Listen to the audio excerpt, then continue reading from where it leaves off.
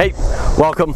Last time we did a quick look at a Honda product and a Mazda product. So what I've got today is, again, I've got a Mazda product, obviously, and I've got a Kia. So I've got the 2025 Kia Sportage, as I say it. Some people say Sportage. I think it sounds better as a Sportage. The Mazda is a little bit easier to pronounce, so I've got a 2025 Mazda CX-5 select package, and this one is an EX. So what I want to do is I want to give you a quick overview, and then we'll go to the interiors and we'll see what you guys like best. So the great thing about opinions is everybody's got one. So I spent a little bit of time in the Kia Sportage last night. I drove it probably about an hour and a half. I put about 100 miles on the car. Everybody knows that I've been with Mazda a long time, so I've got lots and lots of miles in behind the CX-5. So first glance, I'm always going to be a little bit biased, but I'm trying to gather what everybody thinks about both cars and then present it as unbiased as I possibly can. So what they tell us about the Kia is it's going to be a little bit bigger, so you're going to get a little bit more passenger room. Families, it might be important for kids in the back seat. You might find these CX-5s a little bit tighter in the back seat. Now comes that catch-22. This is a previous generation body style. As we've talked about before, the Mazda does move into the next generation come early part of next year, and the proportions on the car are going to be bigger. What you get in this generation is an absolutely fantastic car. It's been rated top in its class since it's been released in easily its first 10 years. Probably a little bit long in the tooth now, but still great on technologies, great on safety ratings, and you know what? Reliability is second to none. I will never ever knock a brand on its reliability. You guys can do your reliability tests on your own. What the CX-5 does really well is it's going to have a little bit more of a luxurious feel on the interior, which means the materials are a little nicer. The leather's a little bit better quality. The dash has those soft touch points instead of hard plastic. Actual stitching versus glued on stitching.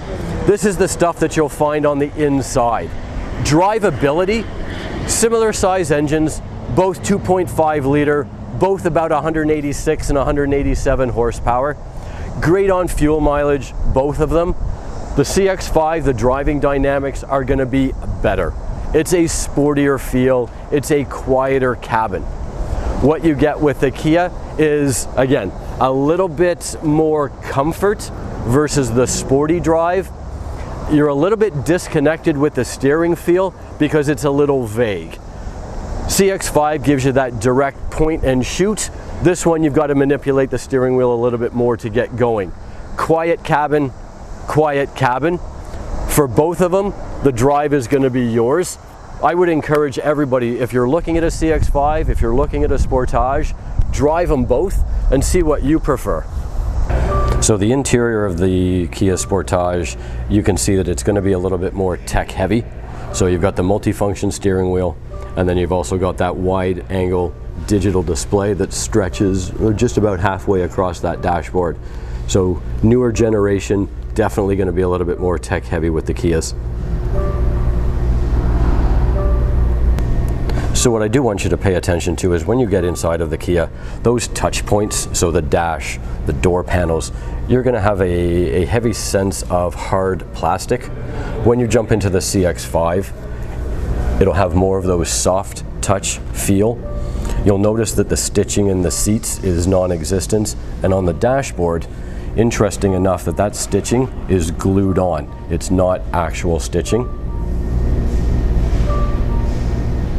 So I'm going to talk a little bit about the fit and finish on the car.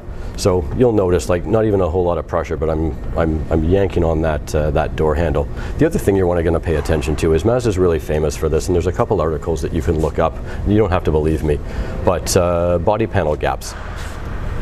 You can't see me running my finger down, but you notice that there is a natural waviness, so that the panels aren't tight to each other.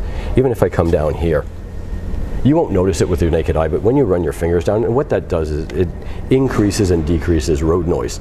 So the tighter the gaps, not as much road noise. The wider the gap, you're going to hear that airflow. So creating a quieter cabin just makes the drive a little bit more enjoyable. So what I'll talk about a little bit back here is just going to be that leg room and that rear seat room. So the Kia does give you more space in the back. It's obvious. What I do want you to note though is the flatness of the seat in the Sportage versus what you're going to get in the Mazda. So those back seat passengers are going to be a little bit more comfortable in the Mazda, just the way the seats are contoured. So in the EX model, you've got the 60/40 split rear seats, so you can fold them down independently if you've got longer items. You'll notice once again in the Kia, you've got a little bit more length as far as cargo capacity goes. Width and height, it's going to be nominal. So you'll notice just from the back seat as well, just the quality of leather. So it's a leatherette interior versus what you're going to get on the CX-5, which is a leather interior. A little bit more wears a little bit better when you're into natural products.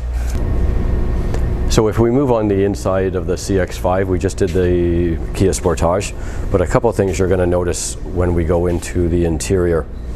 So near luxury interior, you'll just see that the materials are a little bit nicer. Near luxury is what Mazda calls it. We're not the Mercedes of the world, but we are soft touch materials. You'll notice the steering wheel is full leather. You'll notice that the stitching and the contrast on the seats. And I want to pay particular attention to the dashboard where you've got the stitching just above the air vent. That's actual stitching. So it's not glued on, but these are 3 pieces of leather that are stitched together. So I'll draw your attention to the center panel with the screen. While in park, it is a touch screen. When driving, your touch is going to be disengaged, and you're going to use the center commander just below where the gear shift is, and that's how you're going to manipulate all your entertainment, your navigation, your CarPlay is all done by the commander in the middle. So we talked a little bit about fit and finish on the Kia. So with the Mazda, again, a little bit of wiggle, but not nearly as much room with the same, or wiggle with the same pressure. I move on to the body lines, and if you trace your finger down, there is no wiggle, there's no wobble, it is tight. If I move down to the body line again, same thing. So I talked about wind noise. That just cuts down on that buffeting when you're at highway speeds or even when you're in the city. So when we move into the interior, I discussed how the Kia definitely has more interior space into the back seat. But again, I want you to pay attention just to the fit, the finish, and the materials that the Mazda uses. So you can see that the seats are a little bit more contoured. They're not as flat. They're going to be more comfortable on those longer drives. Anybody with kids or teenagers know that it gets wearing 4 or 5 hours in the car. These are going to give you a little bit more comfort. Quieter cabin. You're not going to be as tired when you get to your destination. So a little bit about cargo space. So you can see from the Kia to the Mazda, the Kia is going to be a little bit longer, so a little bit more length when it comes to cargo interior. Interesting though on the Mazda is the split fold in the rear seats. So this is a 40-40-20 split. So you've got that middle section that will fold down independently, carries 2 passengers still, and longer items. So full leather on the Mazda, and you can notice just from the stitching again, it's real stitching. So you've got a couple of pieces of leather stitched together, not glued, where the Kia had no stitching in the back seat. It was just a stretched one piece. Okay friends, here's our challenge. Behind me we've got the 2025 CX-5 and we've got the 2025 Kia Sportage. Come down and see us. We're going to walk you through a CX-5. You're going to go through a qualified test drive. If at the end of that conversation you've chosen a Kia Sportage over a Mazda CX-5, I'm going to give you a tank of fuel. Come and see us, give us the opportunity, compare the two, and I'll guarantee you walk away with a CX-5.